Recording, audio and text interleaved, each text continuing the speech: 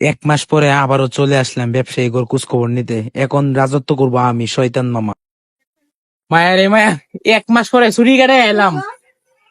লেবু ব্যবসায়ী, খুব লেবু ব্যবসা করছস, তো করে নিয়ে আমি সামনে এগিয়ে যাবো, ঠিক আছে? তোর মতো ব্যবসায়ী আমার দরকার। ভাই আপনি শুধু দোয়া করে আনে যে এই লেবু লেবু থাকবো না, এটা স্বর্ণের রূপে কি করবো এটা? এই লেবুরা তো পুরা রমজান মাসে আগুন লাগাই দিছ, সমস্যা নাই, তো করে নিয়ে আমি বহু দূর এগিয়ে যাবো। তোর সব সময় আমি তোর পাশে আছি। আপনার দোয়া রেখে এই লেবু আগুন ধরাই দিব। হ্যাঁ, ঠিক আছে, এরকম ব্যবসায়ী আমার দরকার, তা ভালো থাকে। আরো ব্যবসায়ী করতে কি অবস্থা, এদিকে যাই।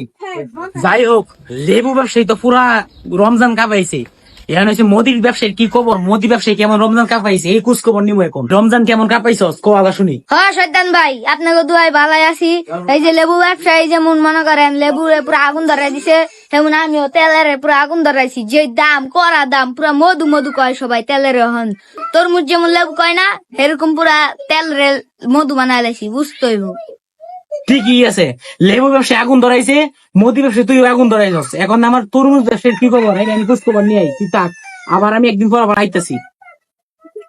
তো যাই হোক, খুব মোদি ব্যবসায়ী খুব দোকানদার কাপাইছে, আর লেবু ব্যবসায়ী পুরো আগুন লাগাই দিছে বাজারে। এখন হচ্ছে তরমুজ ব্যবসায়ী খোঁজ খবর নেওয়ার খবর। এই তরমুজ ব্যবসায়ী, কেমন লাগাইছে আগুন বাজারে, বলো তুমি এবার। আপনাকে দোয়া ভালোবাসায় বাজার একেবারে আগুন লাগাই দিছি। এখন সবাই মধু মধুই করে খালি।